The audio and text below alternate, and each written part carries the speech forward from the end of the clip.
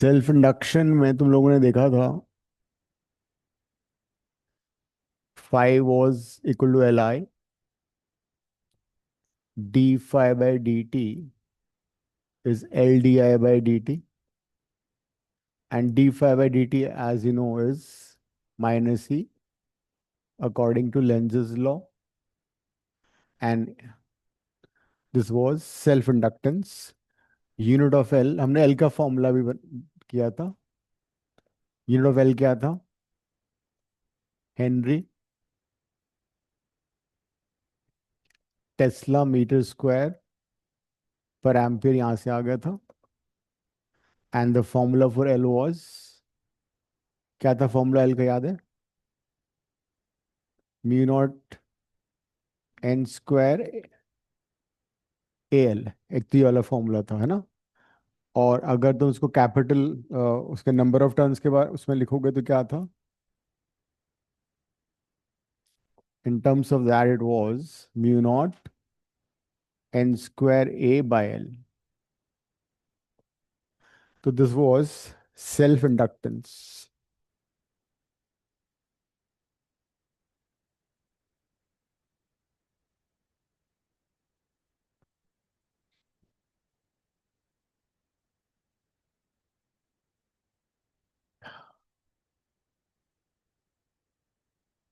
Mutual induction.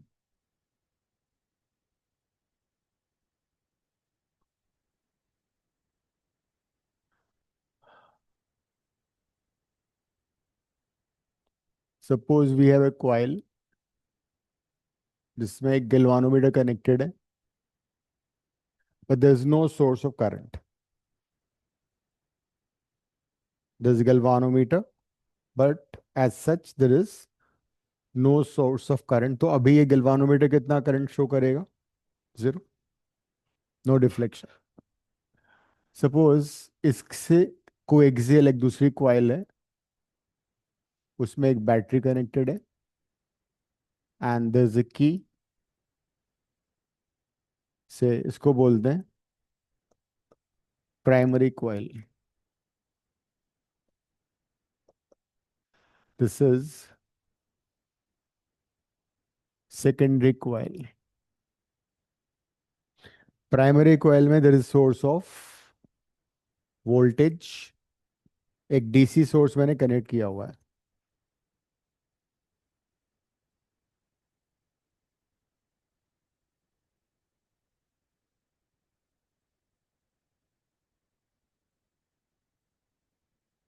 अभी ना तो प्राइमरी कॉइल में करंट है, ना ही सेकेंडरी कॉइल में करंट है.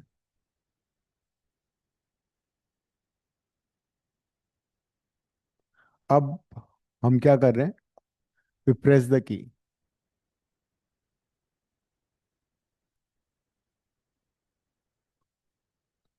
The moment you press the key, क्या होगा? सर्किट कंप्लीट हो जाएगा. तो नेचुरल सी बात है, इसमें करंट फ्लो करेगा. In fact current will start building up, increase होगा इसमें, and within short period of time this current will become maximum.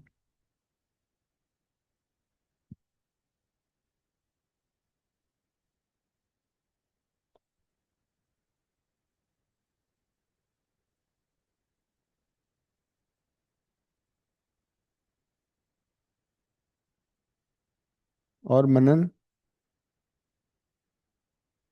Exam कब है तुम्हारे अब? कोई टेस्ट वगैरह आ रहा है अभी? तो आ रहा है अगले महीने। अच्छा, नेक्स्ट मंथ अगस्त? हाँ। कौन सा एग्जाम है, टेस्ट है ये? फिर टेस्ट से है। यूटी? हाँ हाँ सर। और सिलेबस क्या होगा? सो टीचर्स तो कह रहे थे 1 ईयर में भी 2 चैप्टर्स ही आएंगे, तो I guess fourth chapter. Fourth and fifth? हाँ फिफ्थ का सब उन्होंने बताया नहीं है कंफर्म कि अच्छा. है नहीं फिफ्थ। और तुमने अभी वो टेस्ट भी नहीं दिया दूसरा वाला? हाँ सर अभी नेक्स्ट वीकेंड देखेंगे। और लास्ट क्लास में तुम आए नहीं थे, सैटरडे को चले गए थे क्लास में, देख रहा था. You don't stay for the doubts. क्या हुआ? हम्म। इस संडे तक सब लोग टेस्ट दे दो, अदरवाइज मैं फिर एब्सेंट मार्क करके mark, because some student have already given, उनका करेक्ट भी हो चुका है। I mark you absent, otherwise सब लोगों से बात कर रहा हूँ मैं। दो लोगों ने टेस्ट दिया अभी तक। तो बाय फ्राइडे संडे संडे तक दे दो, ठीक है। फिर अगला टेस्ट होगा magnetic effects of current, magnetism and EMIC, 3 chapters. तो सेकेंडरी कॉइल गैल्वानोमीटर कनेक्टेड है, कोई सोर्स ऑफ करंट नहीं है। प्राइमरी कॉइल में बैटरी लगी हुई है। The moment you press the key, currents are building up in the primary coil. तो प्राइमरी कॉइल में करंट बिल्डअप हो रहा है। तो ये करंट धीरे धीरे इंक्रीज होगा और इंक्रीज होके मैक्सिमम हो जाएगा। So we observe that the moment we press the key here, there is deflection in the galvanometer. The moment you press the key, there is deflection in the galvanometer in the secondary coil. मतलब current change हो रहा है primary coil में, इस coil में। इस coil का कोई भी इलेक्ट्रिकल कनेक्शन नहीं है। जो प्राइमरी कॉइल है, it is not at all electrically connected with the secondary coil. There is no electrical connection between the two, ठीक है। And we see that there is induce current in the secondary. कैसे पता लगेगा हमें? Galvanometer में deflection आएगा। Diagram बना लो और फिर लिखना है ये।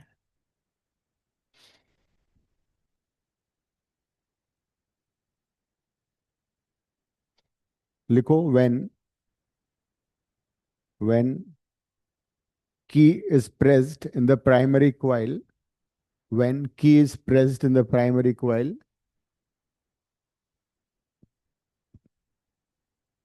there is deflection in the galvanometer. There is deflection in the galvanometer in the secondary coil. There is deflection in the galvanometer in the secondary coil. That is, current is induced in the secondary coil. Current is induced in the secondary coil. गरिमा, तुमने paper share किया मुझे?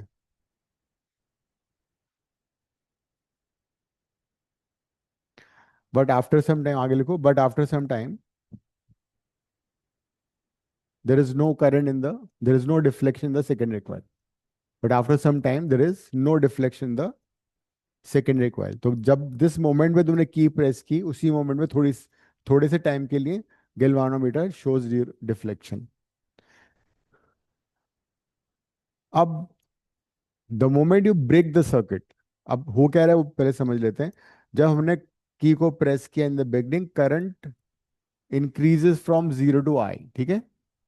0 से लेके वो I बन जाती है current. मतलब करंट इंक्रीज करता है। इसमें करंट इंक्रीज करने से यहाँ पे करंट इंड्यूस होता है। But after some time current become maximum.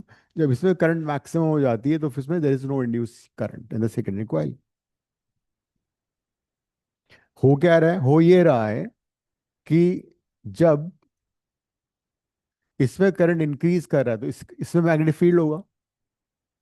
Primary coil में मैग्नेटिक फील्ड होगा because it's like a solenoid. वो जो मैग्नेटिक फील्ड है वो सेकेंडरी कॉइल में भी जा रहा है। इसका मैग्नेटिक फील्ड इस कॉइल में भी जा रहा है बिकॉज दोनों के फ्लक्स लिंक हो गए। हमने एक कॉइल को दूसरे के ऊपर रखा हुआ है। अगर मैं एक कॉइल यहां रखूं, दूसरी कॉइल बहुत दूर ले जाके रखूं, दिल बी नो इंड्यूस करंट, क्योंकि उनके फ्लक्स लिंक नहीं है। फ्लक्स लिंक कैसे होते हैं? कि इसका मैग्नेटिक फील्ड इससे भी पास करे। तो जब इसमें मैग्नेटिक फील्ड होगा, करंट की वजह से field in the coil number 1 कितना होगा? Mu not N1I। आई इसमें करंट फ्लो कर रहा है, इसमें करंट आई है। तो इसमें जब करंट फ्लो करेगा तो इसमें फील्ड होगा। ये फील्ड इससे भी पास कर रहा है बिकॉज इनके फ्लक्स लिंक है। फ्लक्स को लिंक करने के दो तरीके होते हैं।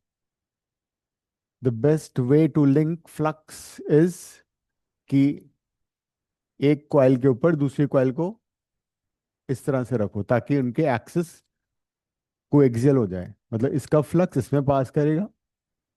दूसरा तरीका होता है कि इनको तुम आमने सामने भी रख सकते हो, लेकिन अभी इनका फ्लक्स लिंक नहीं है। हम क्या करेंगे, एक फेरोमैग्नेटिक मटेरियल को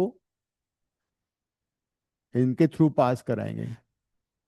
वायर्स आर इंसुलेटेड, बट जैसे फेरोमैग्नेटिक मटेरियल कोर जो होता है, जैसे सॉफ्ट आयरन कोर होता है मूविंग क्वेल गैल्वानोमीटर में, similarly this core in transformer also. तो ये प्राइमरी कॉइल है, ये सेकेंडरी कॉइल है। This is core made of soft iron core. इसका फ्लक्स इससे भी पास करेगा। तो there are two ways to link flux of two coils. या तो एक के ऊपर दूसरा कॉइल को ऐसे रखो कोएक्सियल, या फिर ऐसे करो। This is how we can linking of flux.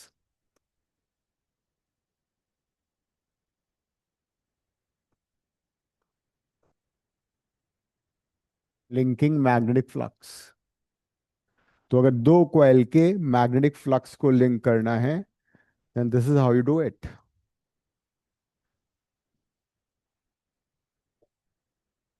Soft iron box box नहीं है वो, मेटल का सॉफ्ट आयरन का एक वो होता है, कोर होता है।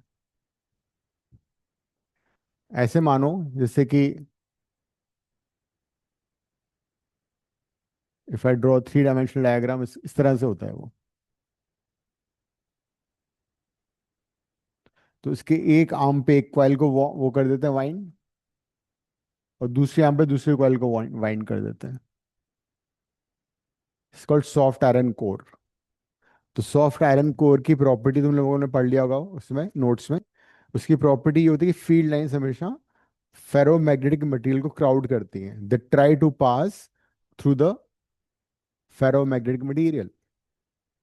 Magnetic field lines always try to pass through ferromagnetic material.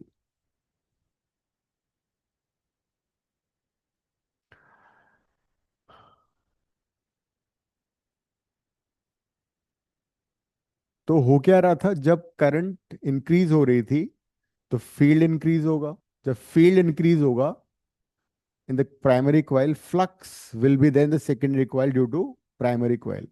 This is flux in the secondary coil. कैसे पता लगेगा? Number of turns in the secondary coil, magnetic field in the primary coil, area of the secondary coil. तो ये flux change होगा। तो जब ये flux change होगा तो बाय लॉ ऑफ ईएमआई इसमें इंड्यूस करंट होता है। but the moment I become constant, ये कांस्टेंट हो गया, ये कांस्टेंट हो गया, ये कांस्टेंट हो गया, मतलब करंट बिकम जीरो। सिमिलरली जब हम सर्किट को ब्रेक करते हैं, सपोज करंट फ्लो कर रहा है सर्किट में, no induce current, the moment you break the circuit, उससे में क्या होगा, current start decreasing, current I से जीरो बनेगा। तो जब करंट डिक्रीज होगा तो फील्ड डिक्रीज होगा, जब फील्ड डिक्रीज होगा तो फ्लक्स डिक्रीज होगा, फ्लक्स डिक्रीज होगा तो फ्लक्स चेंज की वजह से इसमें वापस से इंड्यूस ईएमएफ आएगा, करंट आएगी, बट ऑपोजिट डायरेक्शन में आएगी। तो दोनों केसेस में जब हम की को प्रेस करेंगे तब भी डिफ्लेक्शन होगा गैल्वानोमीटर में। जब की को ऑलरेडी करंट फ्लो कर रहा है, की को ब्रेक करेंगे तो वापस इंड्यूस करंट और ईएमएफ होगा। And this phenomena is mutual induction.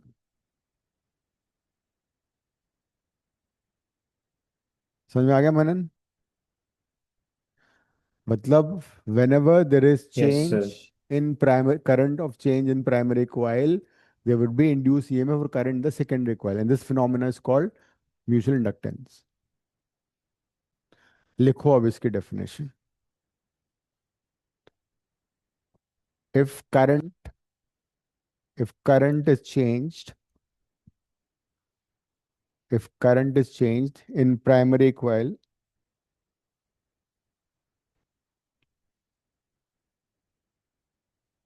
if current is changed in primary coil, then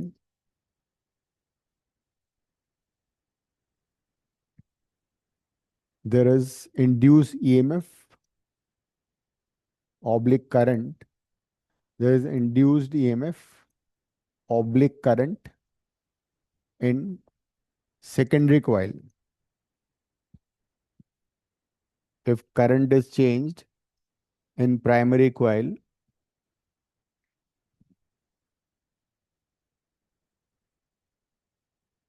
there is induced EMF or current in the secondary coil.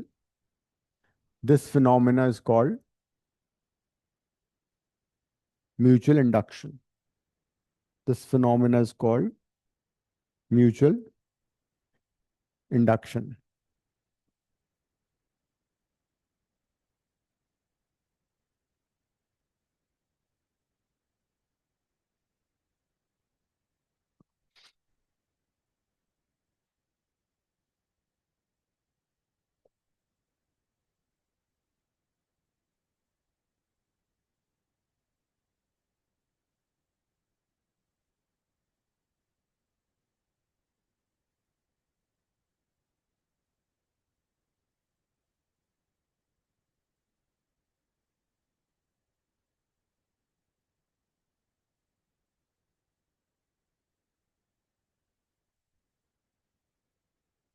This is a primary coil. This is a secondary coil.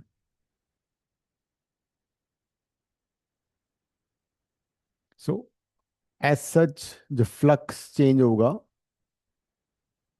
secondary coil में, it will be directly proportional to the change of current in the primary coil. Current flow कर रहा है primary coil में, वो change हो रहा है क्योंकि द फ्लक्स चेंज जब तक लास्ट करेगा तब तक ही इंड्यूस करंट और ईएमएफ लास्ट करेगा. द फ्लक्स कांस्टेंट होते ही दिल बी नो इंड्यूस करंट और ईएमएफ. तो फ्लक्स सेकेंडरी कॉइल में हो रहा है, फाई यहाँ पे है, flux in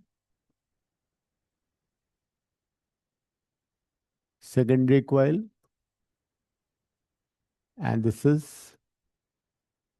current in primary coil. Or flux is equal to a constant, which is this time coefficient of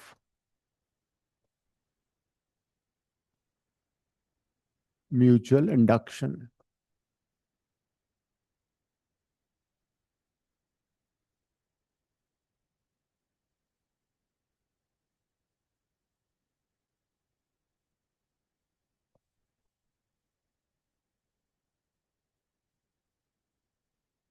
Phi equal to Mi, where M is coefficient of mutual inductance.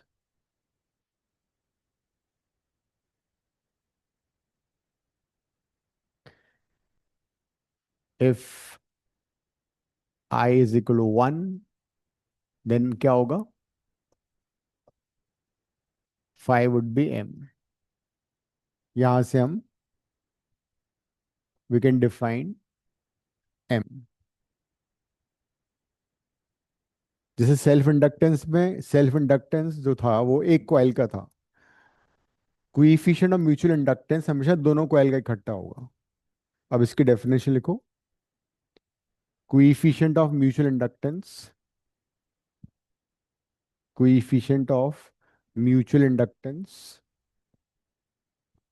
of two coils equals to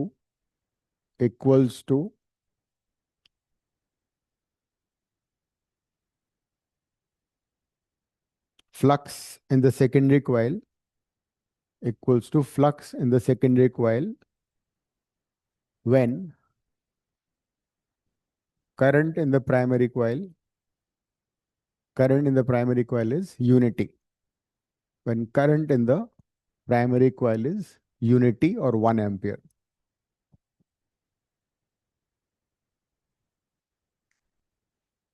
हाँ, क्योंकि current तो हम primary coil में change कर रहे हैं.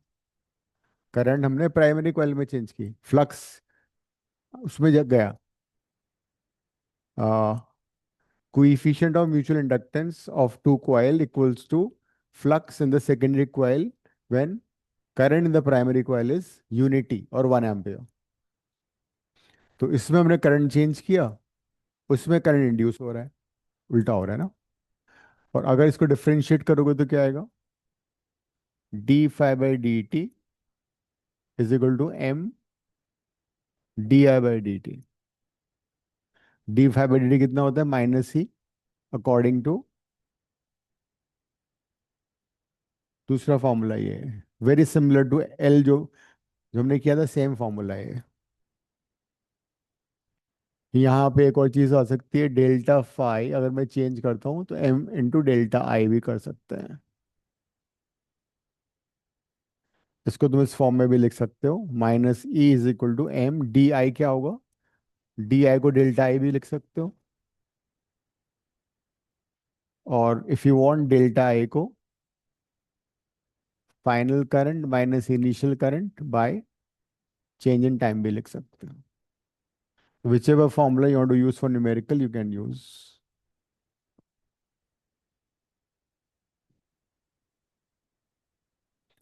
M is coefficient of mutual inductance। यहां से भी हम M डिफाइन कर सकते हैं, देखो कैसे, if di by dt is 1, तो फिर क्या होगा, magnitude of EMF will be equal to M। From here also we can define coefficient of mutual inductance। लिखो, coefficient of mutual inductance, coefficient of mutual inductance of two coils equals to induced EMF in the secondary coil equals to induced EMF in the secondary coil when when rate of change of current, when rate of change of current in the primary coil is 1 ampere per second, when rate of change of current in primary coil is 1 ampere per second।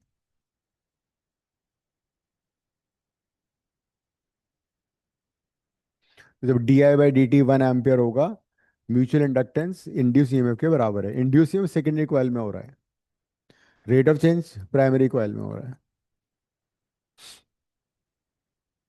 इसका assignment निकालो, assignment लाओ।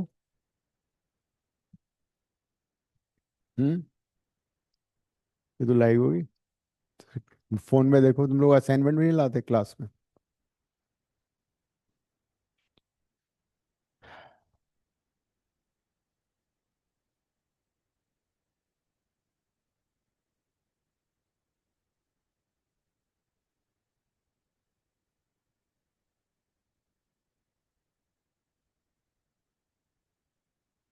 और क्या, पिछली बार use तो किया था।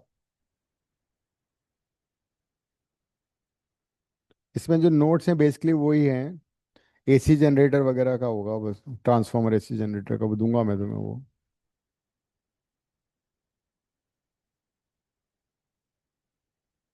Phone से देख लेते हैं, फोन में तो भेजा था ना मैंने ये। हम्म,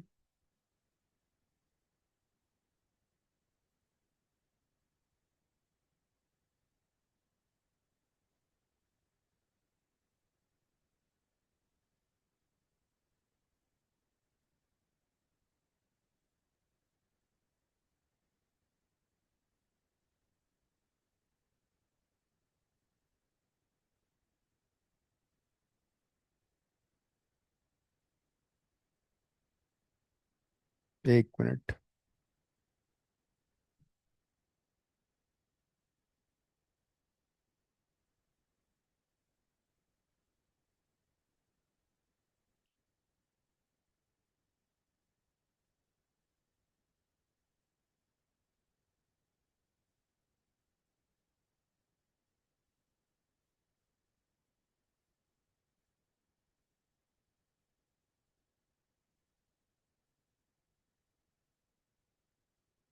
मिल गया।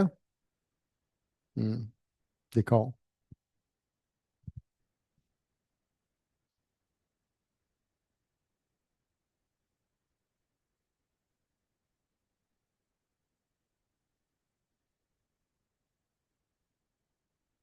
क्वेश्चन 50 करो, 50। Question 50 of the assignment. Manan, assignment है ना तुम्हारे पास? हाँ है सर, कर। क्वेश्चन 50 देखो।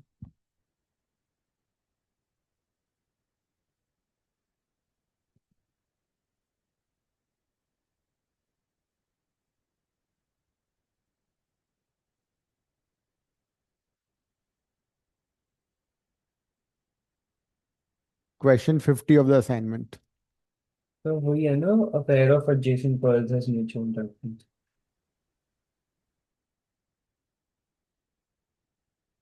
क्या है, रीड करना क्वेश्चन 50।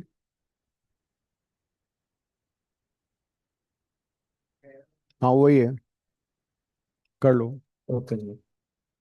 हाँ पढ़ो।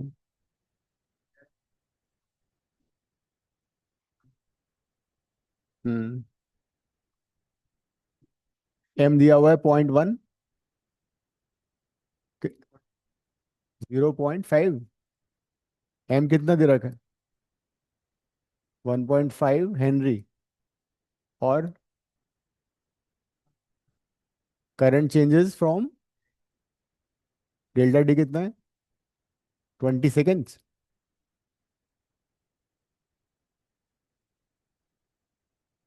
रीड करो वापस से, पढ़ना। 0.5 से दिए थे लेते थे। 0 टू 1 मिनट आराम से। हाँ, तो करंट, इनिशियल करंट 0 है, फाइनल करंट हो गई 20, एंड टाइम दे रखा है कितना? राइट, क्या पूछा है? डेल्टा फाई निकालना है, कर लो।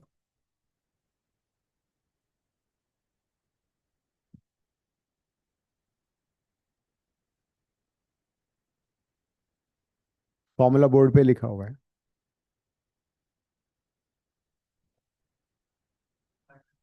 डेल्टा फाई पूछा है, कौन सा फॉर्मूला यूज करोगे देखो। ये रहा। Delta phi is M delta I.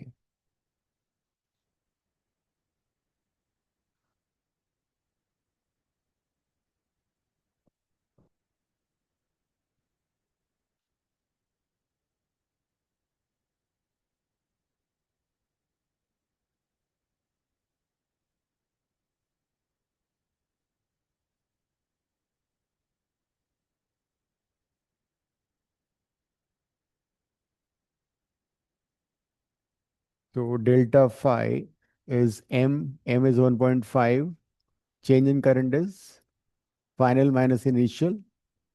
The flux change in the secondary coil is 30 weber और 30 टेस्ला मीटर स्क्वायर। और अगर इंड्यूस में पूछा होता तो क्या करते? डेल्टा बाई डेल्टा डी से डिवाइड कर देते इसको, है ना? कंफ्यूज करने के लिए, ताकि तुम्हें कंफ्यूज हो क्या हो रहा है। अगर हमें इंड्यूस ईएमएफ निकालना होता तब ये यूज करते हैं। तो फिर होता 1.5, डेल्टा आई था 20, डेल्टा टाइम था 0.5, ये हो जाता। So induced EMF would be minus, इसका डबल हो गया ना, 60 volt, minus sign is due to Lenz's law.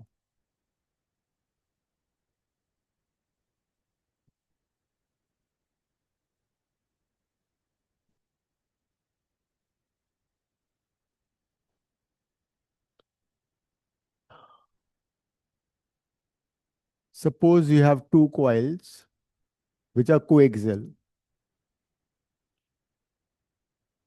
Two coaxial coil in the same plane. इसका रेडियस स्मॉल आर है, इसका रेडियस कैपिटल आर है, and this current I flowing in the outer coil. Question लिखो एक। Two coaxial coils, two coaxial coils lie in the same plane.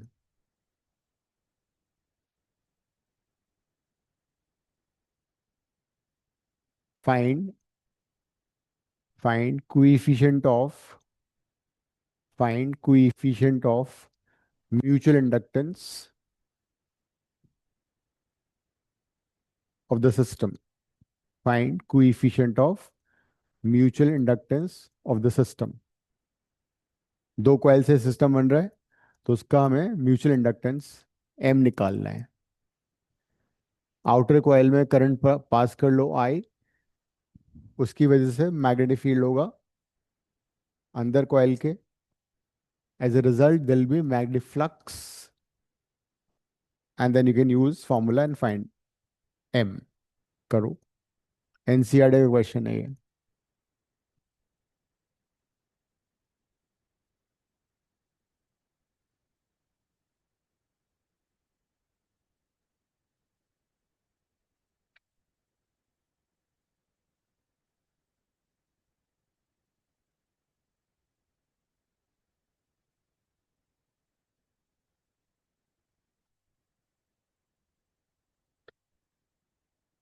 Hmm. Field निकालो. जब बाहर वाली का आउटर कॉइल में करंट फ्लो करेगा, so it will produce magnetic field. कितना होगा? You have done that formula. वो सोलेनोइड का फॉर्मूला था. सर्कुलर कॉइल का फॉर्मूला था ना, magnetic field at the center of a circular coil.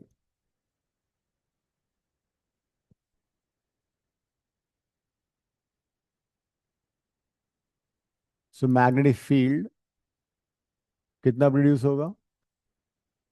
Mu naught I by 2r. पाई आता है स्ट्रेट वायर में.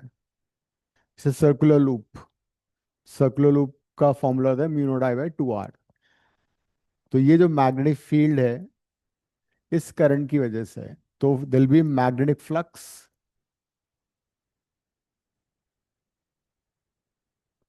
इन, इसको प्राइमरी कॉइल ले लो, इसको सेकेंडरी कॉइल ले लो. इसमें स्मॉलर कॉइल लिख लेते हैं. या तो कितना फ्लक्स होगा इसमें? फ्लक्स का फॉर्मूला क्या होता है? N B A cos theta. N तो 1 है, B A, and cos theta तो कोएक्सियल है, तो कॉस 0 होगा. तो बी होगा mu naught I by 2r. Area कितना है इस छोटी कॉइल का? Pi R square. The smaller coil has radius small r, so the area would be pi r square. देखो, जब बड़ी कॉइल में करंट फ्लो होगा, उसकी वजह से there'll be magnetic field, and this magnetic field will pass through smaller coil also. तो उसमें फ्लक्स होगा.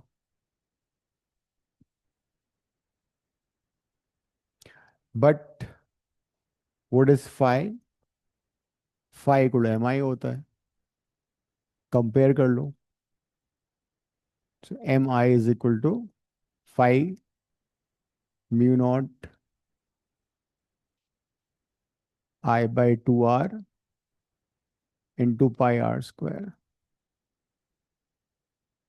So that's how we get the formula for m.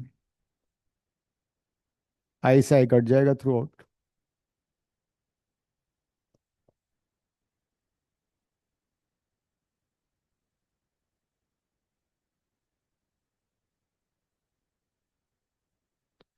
So as you see, the coefficient of mutual inductance of the two coils depends upon the geometry and the medium. Mu not तो medium हो गया, are N R उनका geometry हो गया.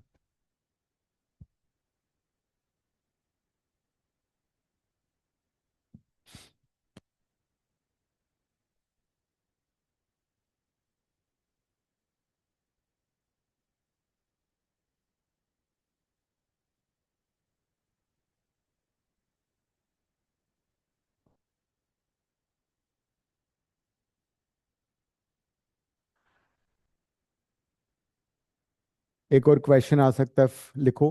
Find mutual inductance, find coefficient of mutual inductance of two coaxial two coaxial solenoids two coaxial solenoids of same length, same area of cross section, and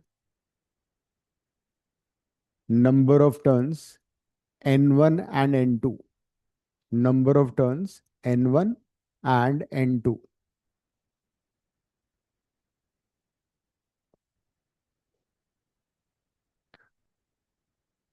तो दो solenoid है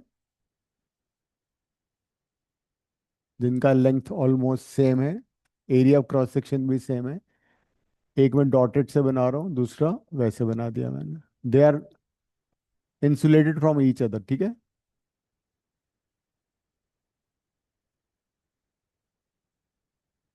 both have same length L, area of cross section दोनों का same है, but एक में number of turns n1 है, दूसरे में नंबर ऑफ टर्न्स n2 है।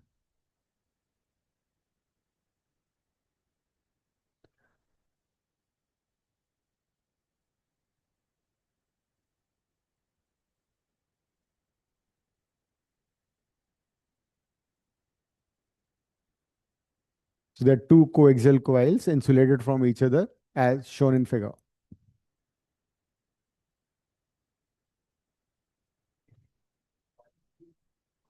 हम्म।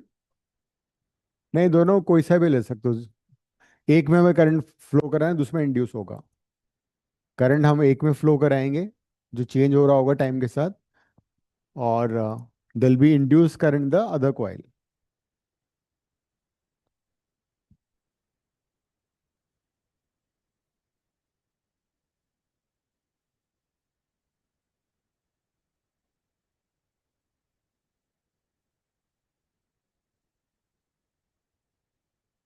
सपोज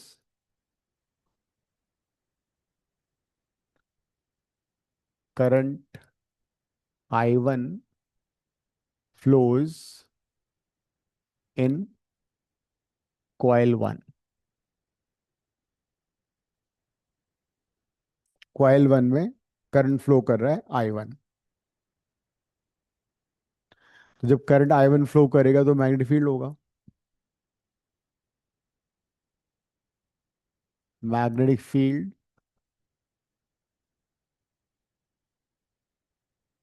ड्यू टू कॉइल 1 कितना होगा? Let's take B1। फॉर्मूला क्या है इसका? V0 N1 I1, V0 Ni। तो इतना मैग्नेटिक फील्ड कॉइल 1 में प्रोड्यूस हो रहा है। सिंस कॉइल कोएक्सियल है, तो जब कोएक्सियल है तो इसका जो मैग्नेटिक फील्ड है वो दूसरे से पास करेगा। कोएक्सियल है ना, सो इसकी वजह से फ्लक्स सेकेंडरी कॉइल में भी होगा। मैग्नेटिक फ्लक्स इन कॉइल 2 कितना होगा? मैग्नेटिक फ्लक्स कॉइल 2 में क्यों हो रहा है? 1 की वजह से, बिकॉज कॉइल 2 में तो अपना कोई करंट नहीं है ना, करंट तो प्राइमरी कॉइल में था। So magnetic flux in coil 2 हमने 5 to 1 ले लिया, होगा number of turns in the secondary coil, field because of the primary coil, area of cross section cos 0 because coaxial है। देखो ये बात समझ में आ रही है? Flux is NBA cos theta. Since हम सेकेंडरी कॉइल में फ्लक्स निकाल रहे हैं तो number of turn secondary coil के लिए जाएंगे। तो 5 to 1 कितना आएगा? N2 B1 को सब्स्टिट्यूट कर दो, V0 N1 I1 A। लेकिन flux in the secondary coil would be M21I1। Flux जो है सेकेंडरी कॉइल में है वो प्राइमरी कॉइल में किक करंट की वजह से ही है।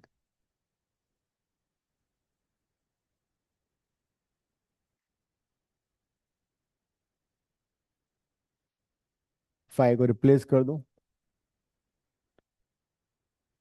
फाइव की जगह M2 डाल देते हैं।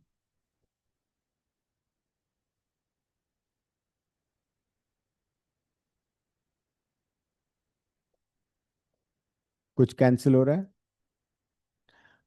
तो mutual inductance of coil two with respect to one हमें पता लग गया। इसको हम चाहें तो एल से भी डिवाइड कर सकते हैं, एल से मल्टीप्लाई डिवाइड कर लेते हैं, या तो mu naught N1 N2 A, L से डिवाइड एल से मल्टीप्लाई। तो what will be N2/L? Yes, तो μN1 N2 A L।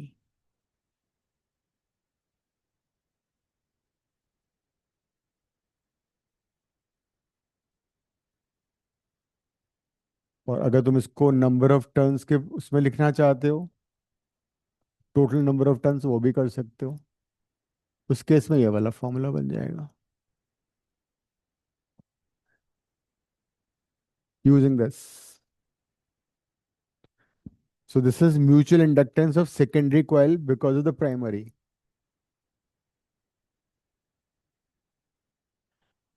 अब हम उल्टा भी निकाल सकते हैं, M12 भी निकाल सकते हैं। You can pass current I2 in the coil number 2। खुद से करो इस बार। I2 करंट पास करो कॉइल 2 में, उससे फ्लक्स होगा प्राइमरी में, M12 आ जाएगा। सेम आएगा। ये तो आता है। इसको बोलते हैं principle of reciprocity. Reciprocity theorem है ये। तो अगर दो कॉइल्स हैं, different number of turn, same area length की, तो एक का coefficient of mutual inductance equal to the other one, and this is called theory theorem of reciprocity. ये 3 मार्क का क्वेश्चन आ सकता है। Prove that M1 is equal to M2।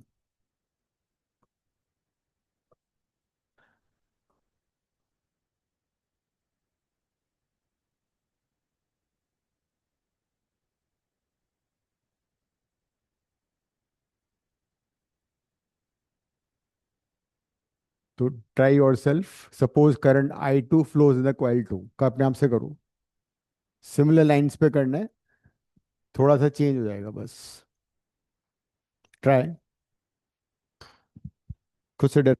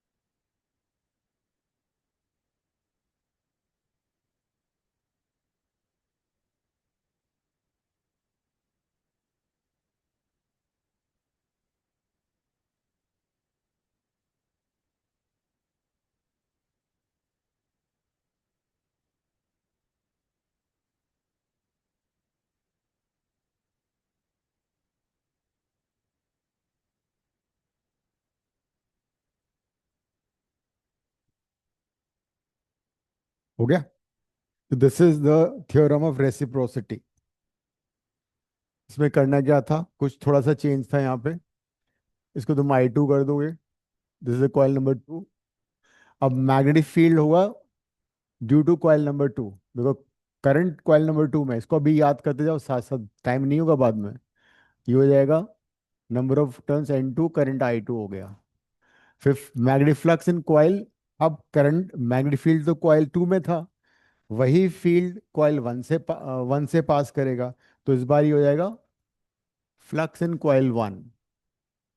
तो ये जाएगा 512, उल्टा हो जाएगा। This is 512।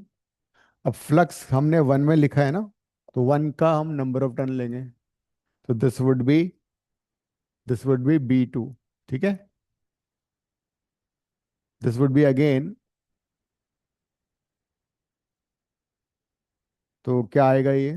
512, number of turns one में थे, मैग्नेटिक फील्ड B2 था, B2 हमें दे रखा है, N2I2। अब यहाँ भी चेंज करना पड़ेगा तुम्हें, ये चेंज हो जाएगा सारा। तो this is 512, this is M12 है ना, दिस इज I2। बस, तो आ गया आंसर।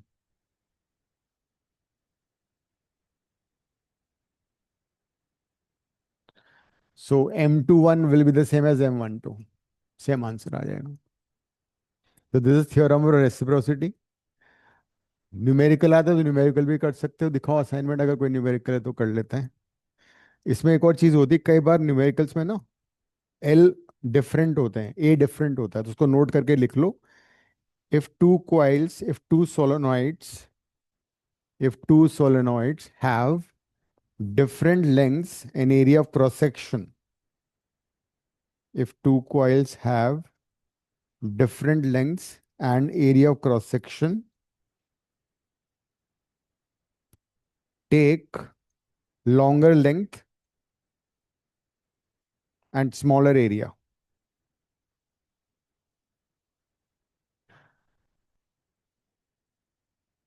तो दोनों कॉइल में जिसकी लेंथ ज्यादा होगी वो यूज करेंगे L1 L2 में से, वो एल की जगह आ जाएगा। और जिसका एरिया ऑफ क्रॉस सेक्शन कम होगा वो यूज किया जाएगा।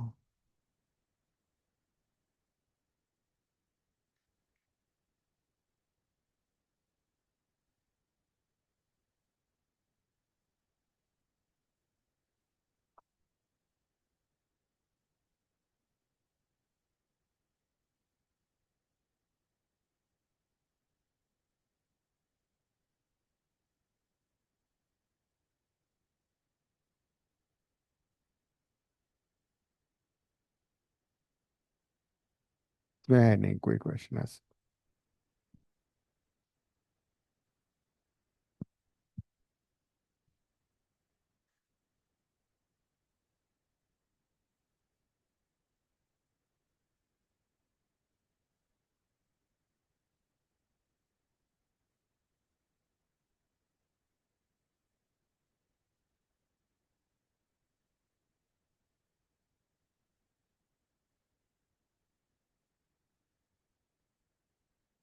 एडी करंट्स, एडी करंट ऐसा तो सीबीएसई सिलेबस से तो हट गया, तुम अपने देखना एडी करंट दिया हुआ है क्या ईएमआई में?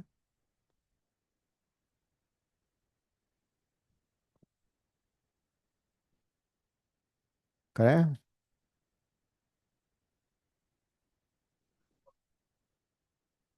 हाँ,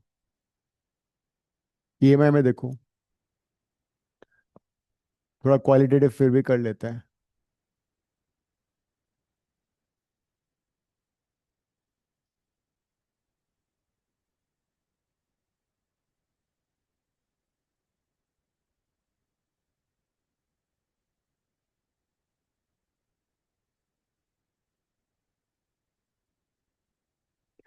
सपोज, नहीं है,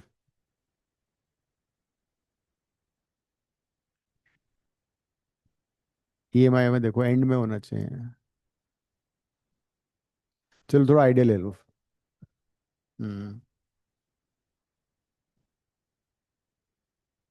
suppose we have magnetic field हमेशा नॉर्थ से साउथ होता है, and we suspend metallic sheet, एक मेटल शीट को हम इसमें हमने सस्पेंड कर दिया, उसको स्विंग करते हैं, ठीक है। पहले समझ लो हो क्या रहा है। So a metal sheet is suspended and it is allowed to oscillate. Obviously बात है, after some time it will come to rest because of inertia, है ना। सेकेंड केस में हम क्या करते हैं, इस मेटल शीट में वी कट ग्रूव्स, ओके। इस मेटल शीट में हमने ग्रूव्स कट कर दिया है, इस तरह से।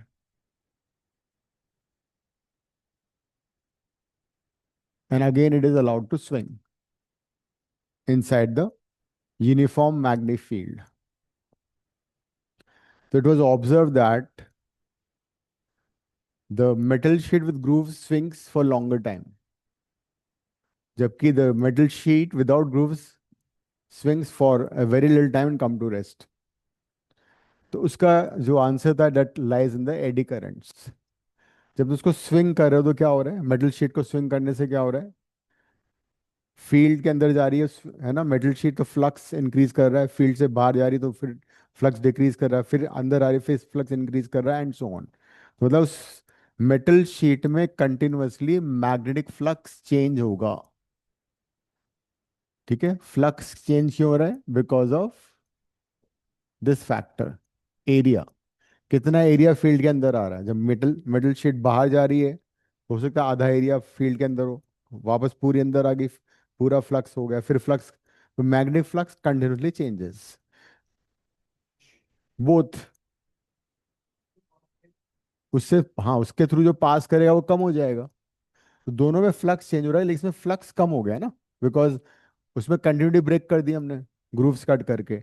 तो this magnetic flux is changing, ये हमें समझ में आ रहा है। तो जब ये मैग्नेटिक फ्लक्स चेंज होगा तो according to law of EMI, electromagnetic induction, क्या होगा, there'll be induce EMF and current. तो due to change in magnetic flux there'll be induce EMF और करंट। और ये इंड्यूस्ड ईएमएफ और करंट क्या होगा, दिस इंड्यूस ईएमएफ और current will oppose the cause according to Lenz's law।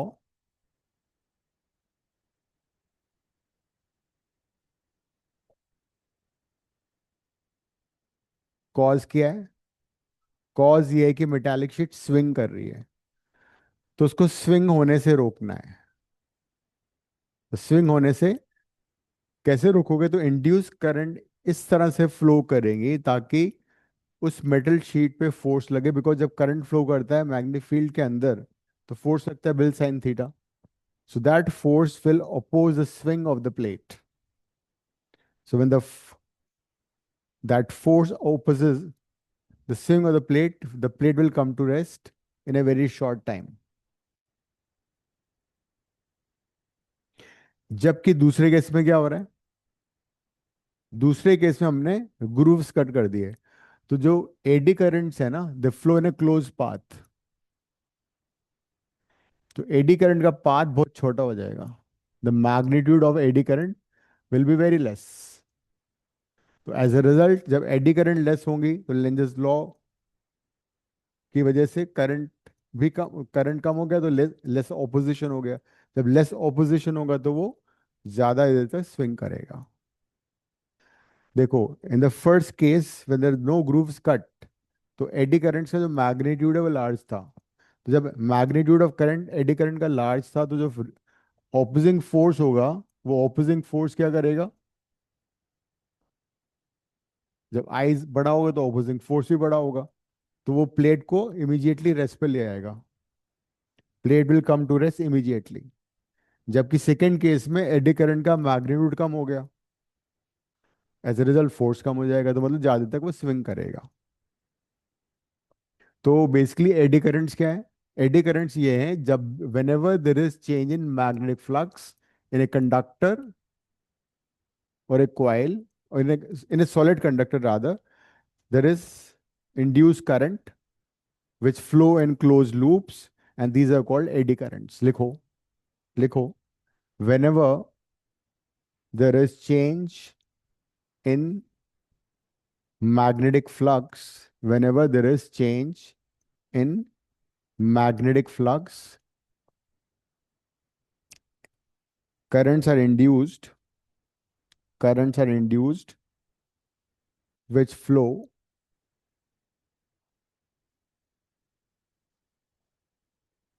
which flow in closed paths, which flow in closed paths or loops, the conductor, and these are called eddy currents. And these currents are called eddy currents. अब बात यह है कि eddy current जो है, मतलब some time they are useful, some time they are not. जैसे friction है ना, फ्रिक्शन इज नेसेसरी एविल. अगर फ्रिक्शन नहीं होगा तो हम वॉक नहीं कर सकते. अगर यहाँ फ्रिक्शन नहीं होगा, you can't even walk a millimetre.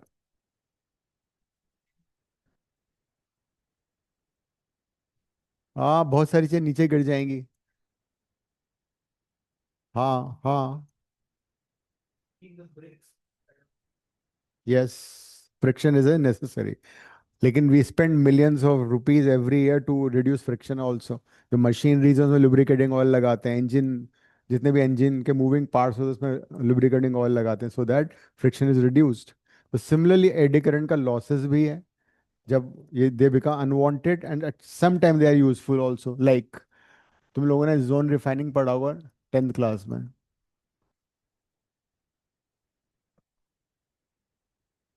Zone refining में क्या होता है, जैसे सेमीकंडक्टर्स हैं, सिलिकॉन वगैरह है, जर्मेनियम है, उसको, उसमें इम्प्योरिटीज हैं, उनको हमें रिफाइन करना है. तो हम क्या करते हैं, we take help of eddy currents.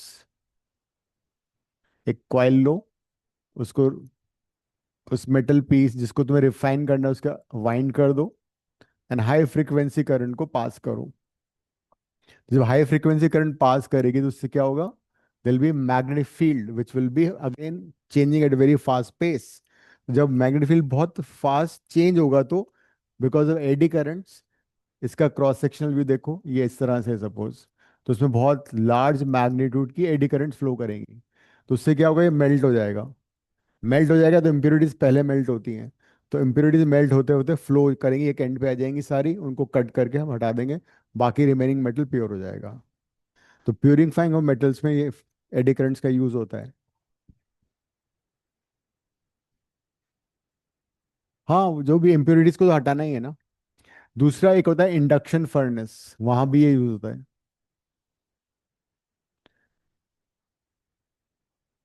Induction furnace में भी यही होता है कि एक फर्नेस होती है जिसके चारों तरफ कॉइल को वाइंड कर देते हैं, and this coil is connected to high frequency AC source. तो क्या होगा, जब इसमें करंट फ्लो करेगा तो यहाँ पे इसके अंदर एडी करंट जनरेट होगा, और जिस मेटल को तुम्हें मेल्ट करना है उसको इसके अंदर रख दो. तो इंडक्शन फर्नेस में इतनी ज़्यादा टेम्परेचर बढ़ जाएगा, 3000 4000, कि वो piece of metal will melt. So induction furnace में एडी करंट का यूजफुल यूज है. फिर जो ब्रेक्स होते हैं रेलवे ट्रेन्स में, उनमें भी इंडक्शन यही यूज होता है, eddy currents. Magnetic field produce करते हैं व्हील के दोनों साइड में, व्हील घूम रहा होता है तो फ्लक्स चेंज होता है, जब फ्लक्स चेंज होता है तो उसमें ब्रेक लग जाते हैं. तुमने देखा हो मीटर्स जो होते हैं, लाइक कार वगैरह में जो एनालॉग मीटर्स होते हैं ना, स्पीडोमीटर होता है एक, बहुत स्लोली मूव करता है. तो वो भी बेसिकली सारी एडी करंट पे बेस होते हैं. अदरवाइज तो क्या होगा कि अगर सपोज एडी करंट नहीं होगी, the moment there is current, बहुत जोर से ये आगे नूडल भागेगा ना, इट वॉन्ट स्टॉप. जैसे गैल्वानोमीटर है, गैल्वानोमीटर में सॉफ्ट आयरन को रखा होता है, उसका यूज ये होता है, एडी करंट्स प्रोड्यूस करता है वो.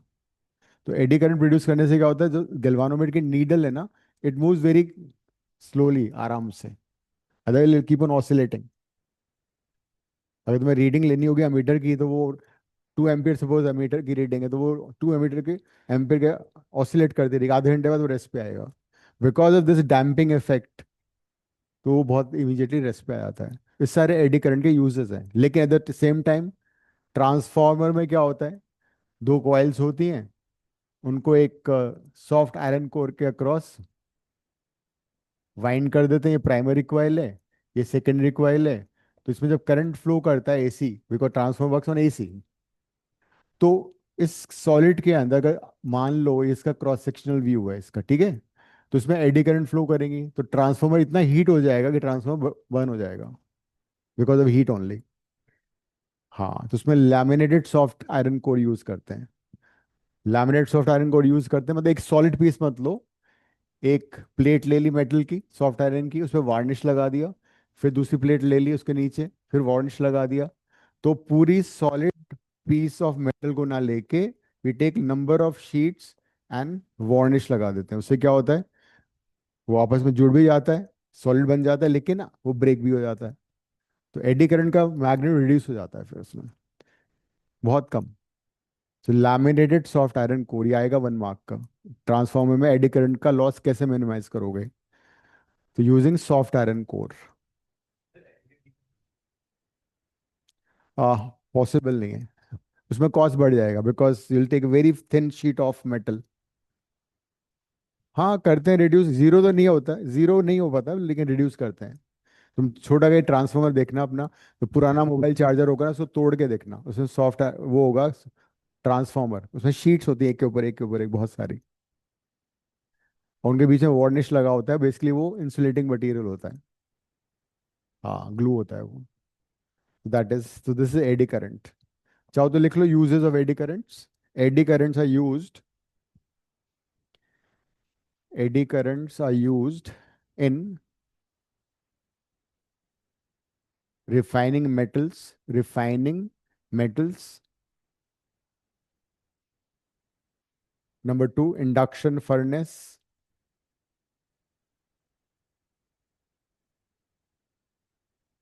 brakes in trains,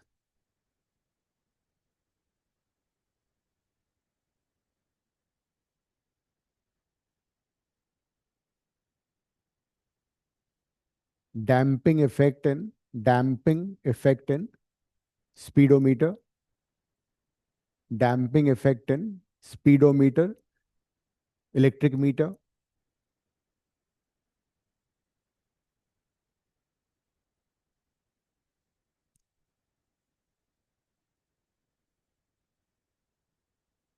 to avoid loss, आगे लिखो, to avoid losses due to eddy currents, to avoid losses due to eddy currents, we use we use laminated soft iron core.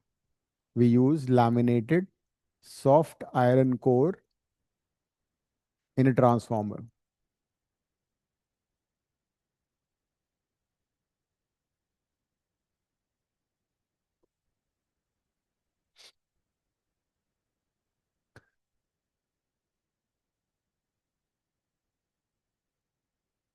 अब there'll be a 5 mark का question,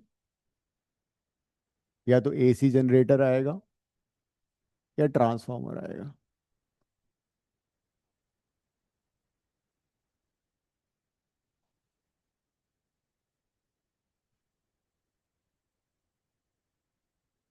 तो पहले AC generator कर लेते हैं, ठीक है। इसका क्वेश्चन किस तरह से आएगा, with the help of label diagram explain the principle and the working of AC generator. लिख लो क्वेश्चन के फॉर्म में,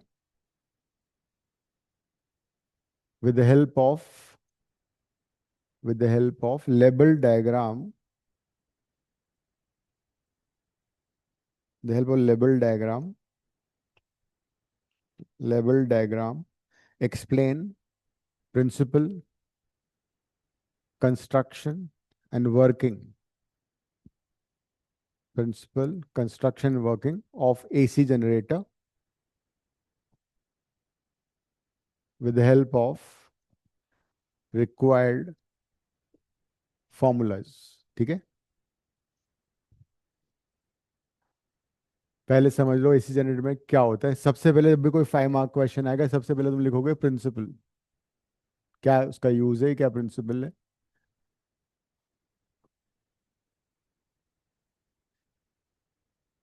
प्रिंसिपल लिख के यहाँ से शुरू करोगे। Your answer should be nice, good diagram, ताकि 5 में से 4 या 3.5 ना मिले, 5 में से 5 मिले। तो तभी पॉसिबल होगा, तुमने बहुत बड़ा सा आंसर किया होगा। एक पेज में डायग्राम, एक पेज में फॉर्मूले, एक पेज में वर्किंग वगैरह सारा लिखो। क्या प्रिंसिपल है, लिखो। It works on the principle of electromagnetic induction. पूरा लिख के आना, ईएमआई लिख दोगे तो फिर एक लाइन कम हो जाएगी। It works on the principle of electromagnetic induction, bracket में ईएमआई।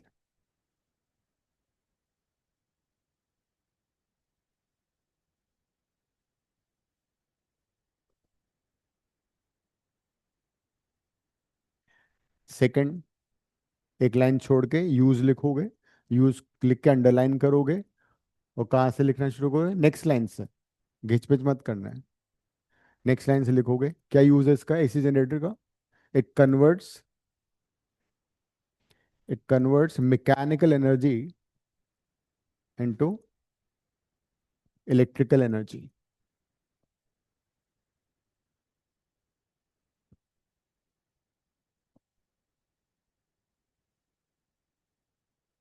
और चाहो तो ब्रैकेट में लिखो, it it generates AC alternating current. It generates alternating current.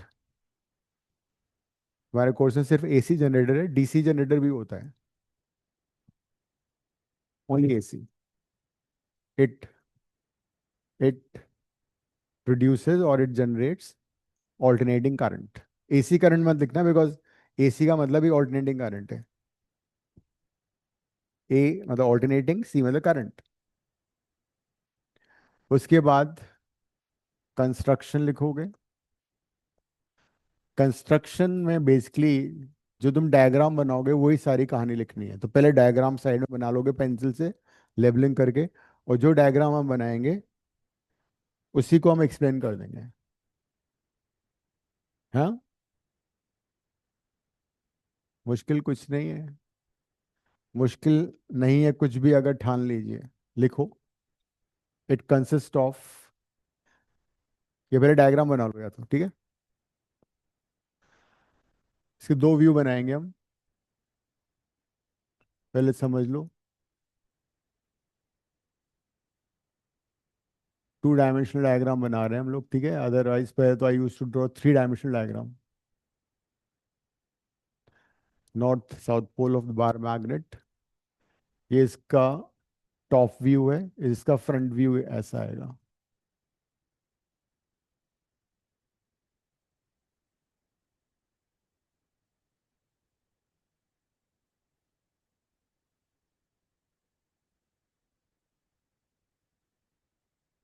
पहले इसको कंप्लीट करते हैं।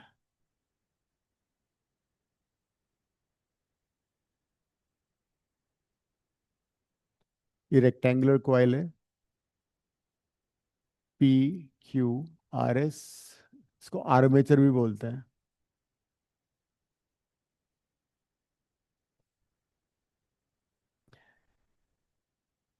एक हॉलो सिलेंडर होता है,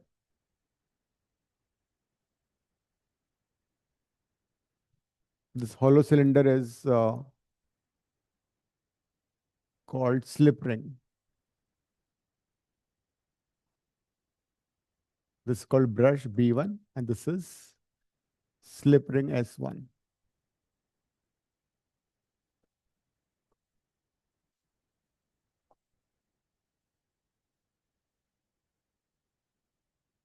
कितना डायग्राम बनाओ, या फिर पूरा बना ही देता हूँ मैं। एक स्लिप रिंग यहाँ होता है, S2, carbon brush B2,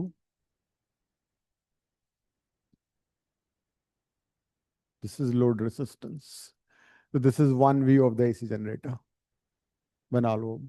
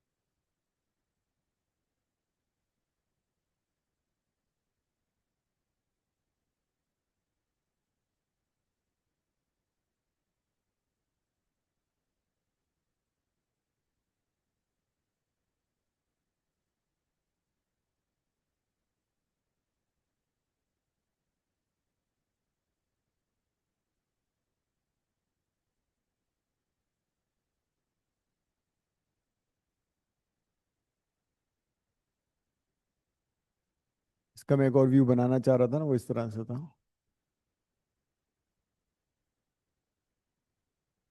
horseshoe magnets होते हैं जिनका फेस सिलिंड्रिकल होता है। ये टॉप व्यू, इसका फ्रंट व्यू इस तरह से आएगा। ये पी है, सपोज ये एस है, ये एरिया वेक्टर है, दिस इज मैग्नेटिक फील्ड, इन दोनों के बीच का एरिया थीटा, एंगल थीटा। और ये कॉइल रोटेट कर रही है ओमेगा स्पीड से। This rectangular coil is rotated with angular speed omega.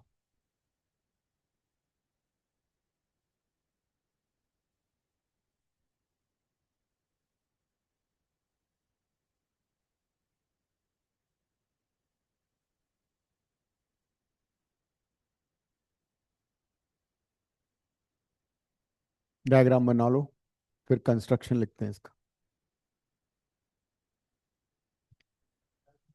है, हाँ डायग्राम बनाना ही है। एक और बनेगा अभी तो।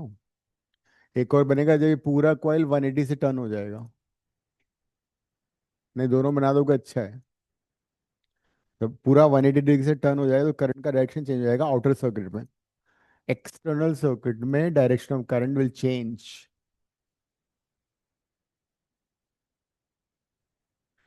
एक बार current E to F flow करेगा, एक बार एफ टू ई फ्लो करेगा। That is why we call it alternating current. तो the direction of current changes.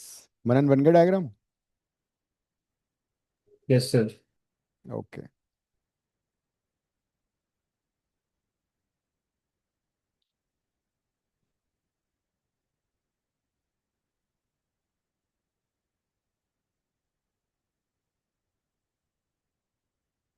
तो जो डायग्राम हमें नजर आएगा वही हम कंस्ट्रक्शन में लिख देंगे।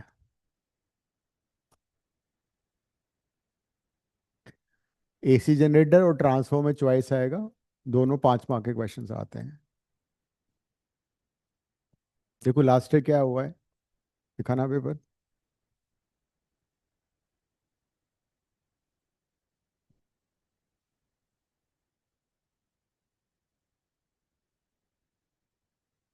सेल्फ इंडक्टेंस पे अच्छा ये आ गया ना।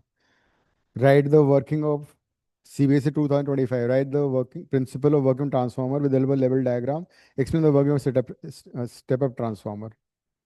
आ गया ये। चॉइस में एसी जनरेटर आ गया, एक छोटा सा न्यूमेरिकल आ गया।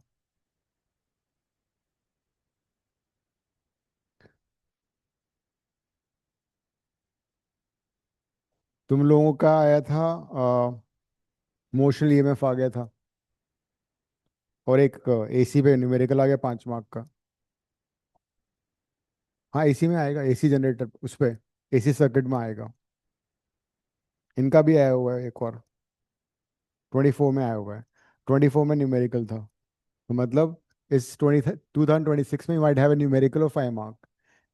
एसी जनरेटर ट्रांसफॉर्मर शायद ना आए इस बार, रिपीट जनरली होता नहीं है, बट कई बार रिपीट भी कर देते हैं लोग।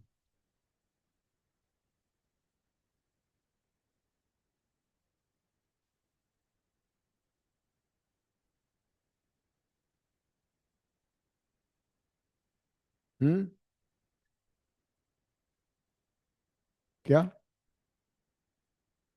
अभी उसमें आएगा, एसी सर्किट में आएगा।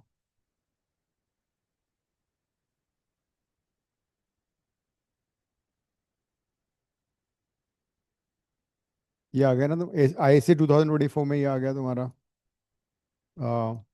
वो type of transfer is use in mobile phone charger. Hmm. What step down होगा? And what is the core of transformer made of soft iron, not of steel? नहीं, एडिक दूसरा एक और रीजन है, बताऊंगा।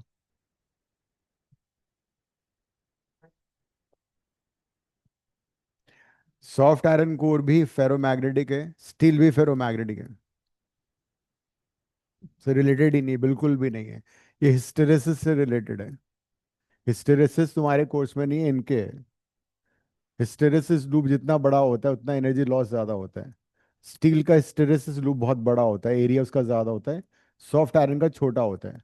तो सॉफ्ट आयरन, हाँ, जब किसी मटेरियल को हम मैग्नेटिक फील्ड के अंदर रखें, फील्ड को चेंज करें, फील्ड इंक्रीज करें फिर डिक्रीज करें, तो बेसिकली क्या होता है, जो मटेरियल होता है वो भी मैग्नेटाइज हो जाता है। तो जिसका पाथ होता है चार्जिंग और उसका लाइक उसमें जो मैग्नेटिक फील्ड इंटेंसिटी चेंज होती है, वो जो पाथ होता है उसको बोलते हैं हिस्टेरेसिस। मतलब वो सेम पाथ फॉलो नहीं करता। सपोज ये एक्सटर्नल फील्ड है, ये मैग्नेटाइजेशन है, हमने फील्ड बढ़ाया मैग्नेटाइजेशन बढ़ा, फील्ड कम किया तो मैग्नेटाइजेशन भी कम हुआ, लेकिन एकदम जीरो नहीं हुआ। ये उसमें मैंने दे रखा है, हम अलग से करेंगे इसको थोड़ा सा, जे में आएगा। Let's come back to this, वो हो जाएगा सारा। कंस्ट्रक्शन लिखो। AC generator consist of, AC generator consist of the following parts. Number one,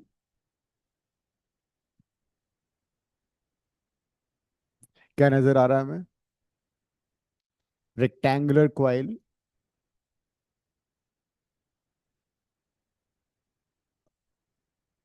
PQRS, also called armature,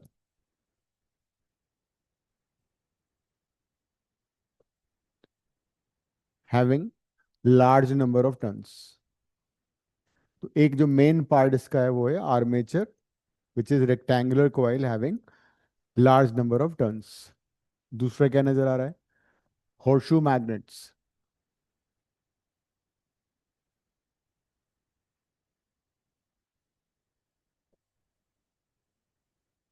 these are होर्शू magnet, इनका जो फेस होता है वो थोड़ा कर्वेचर होता है।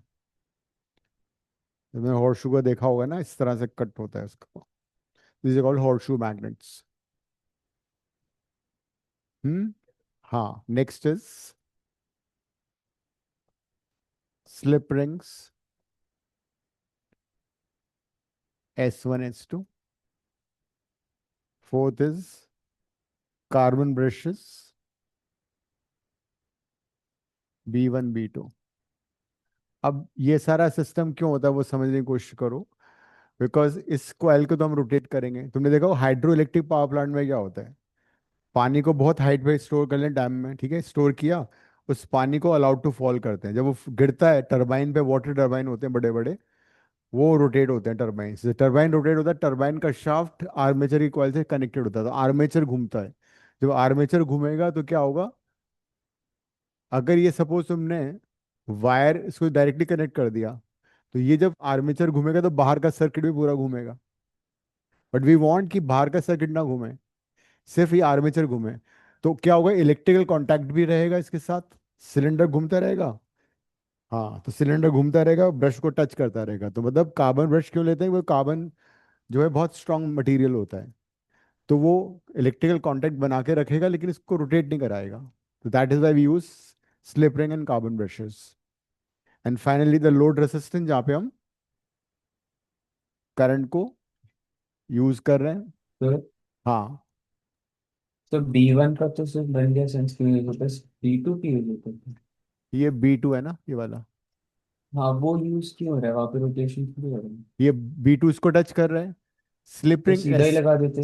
नहीं, सीधा रख, किस वाले में सीधा लगाएंगे तो जब अंदर का सिस्टम घूमेगा तो बाहर का पूरा सर्किट घूमेगा। सर वो तो B1 से हो गया ना सर, तो, बट तो ये भी तो कनेक्टेड है ना, इस आर्मेचर का ये वाला पार्ट। देखो RS अच्छा कनेक्टेड ठीक है है ठीक है, S1 के साथ, समझ गया QP इससे कनेक्टेड है, समझ पूरा गया समझ सर्किट गया। क्लोज होना चाहिए ना। हाँ ठीक है। ये रीजन है। And the fifth part is the load resistance RL, जिसके अक्रॉस करंट आएगा।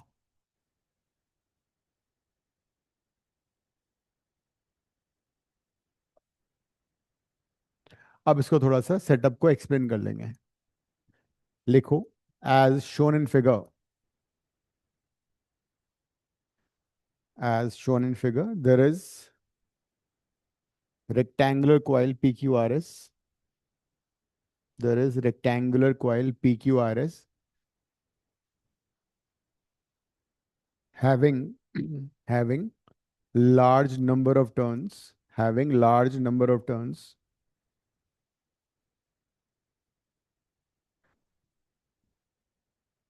whose one end is connected, whose one end is connected to a hollow metallic cylinder, to a hollow metallic cylinder called hollow metallic cylinder called slip ring,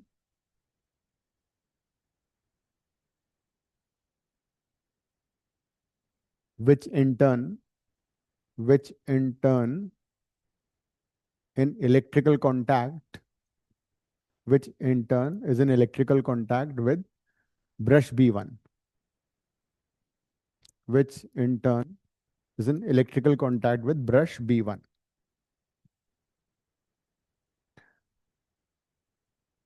Other end of the coil, other end of the coil is connected to slip ring S2. Other end of the coil is connected to slip ring S2 and brush B2 and brush B2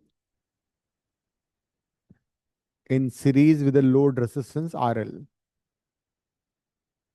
In series with a load resistance RL.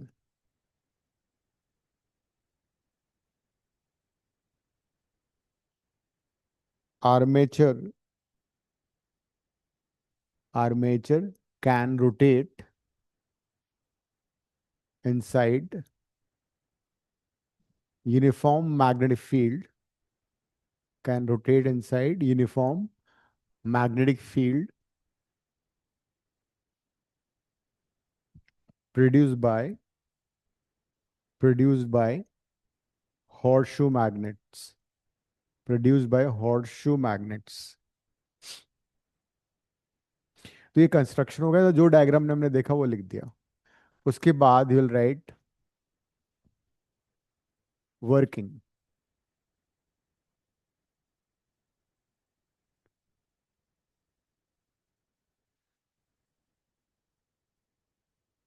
कैसे work कर रहा है?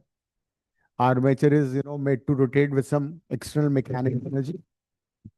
So when the armature rotates inside the uniform magnetic field, there'll be flux. लिखना मत, पहले समझ लो. So this magnetic flux continuously changes with time. जब magnetic flux change होगा तो उसको हम डिफरेंशिएट कर देंगे. इंड्यूस ईएमएफ का फॉर्मूला आ जाएगा, उसको रेजिस्टेंस से डिवाइड कर देंगे तो करंट आ जाएगा. ठीक है. डायरेक्शन करंट कैसे आएगी? Fleming's right hand rule, right hand rule वो लिखना पड़ेगा. Yes, Fleming's right hand rule से डायरेक्शन करंट आ जाएगा. मान लो ये कॉइल ऐसे रोटेट कर रही है, ठीक है, मतलब पी क्यू पार्ट ऊपर की तरफ जा रहा है, आर एस पार्ट नीचे की तरफ आ रहा है. This coil rotate like this. तो right hand, Fleming's right hand rule से क्या आएगा डायरेक्शन करंट, बता सकते हो मुझे? Can you tell me direction current P Q? ये कॉइल ऐसे रोटेट हो रहा है, ऐसे, मतलब पी क्यू ऊपर की तरफ आ रहा है, आर एस नीचे की तरफ जा रहा है, मतलब इसका मोशन ऊपर की तरफ है. बताया था ना मैंने. F B I left hand rule, M B I motion field current. Motion ऊपर की तरफ है, ये फील्ड नॉर्थ टू साउथ तक करंट ही हो जाएगा, मतलब इसमें करंट का डायरेक्शन पी टू क्यू हो गया. Motion field current. तो फिर करंट क्या होगा? क्यू से आर जाएगा, आर से एस जाएगा. एस किससे कनेक्टेड है? एस कनेक्टेड है. यहां से करंट यहाँ आएगा, फिर यहाँ आएगा, फिर यहाँ आएगा, फिर करंट एक्सटर्नल सर्किट में फ्लो करेगा ई टू एफ. तो एक्सटर्नल सर्किट में current E to F flow करेगा. तो अगली क्लास में बनाऊंगा इसका दूसरा डायग्राम, जब इसने कॉइल ने 180 डिग्री से टर्न कर लिया and the direction of current become F to E, मतलब current will change its direction 2 times in one cycle. तो that is will be called alternating current, and will write the Fleming's rule, पूरा लिखना पड़ेगा हमें, और ये पूरा formula derive कर देंगे, फिर ऑल्टरनेटिंग का ग्राफ भी बनाना पड़ेगा। तो ये सारा होगा। तो पूरा, वो नहीं नहीं, पूरा लिख दो क्या है। कई बार तो उसे स्पेसिफाई कर देते हैं क्वेश्चन में ही, also state Fleming's right hand rule. तो नेक्स्ट क्लास में एसी जनरेटर खत्म हो जाएगा, ट्रांसफॉर्मर भी खत्म हो जाएगा हमारा। Then will start AC circuits. तो इस स्पीड से मेरे ख्याल से तुम्हारा सिलेबस तो 15 अगस्त, 20 अगस्त से खत्म हो जाएगा, मतलब जो भी आ रहा है एग्जाम में। Then you should write the test before the coming Sunday, और अगला टेस्ट होगा magnetic effects of current, magnetism and EMI AC. तो तुम मैथ के चक्कर में बहुत लूज दे ही नहीं रहे हो, फिजिक्स का भी तो इम्पोर्टेंस है कुछ। फिर तुम संडे के पहले दो, सैटरडे को दे दो। 1.5 घंटे का तो पेपर है, वो तो लेट होता जाएगा नेसेसरी, है ना। दे दो, डोंट डिले इट, बिकॉज मुझे रिजल्ट बताना है मंडे में। I put the result in the group में डाल दूंगा मैं। Okay man, ending the class.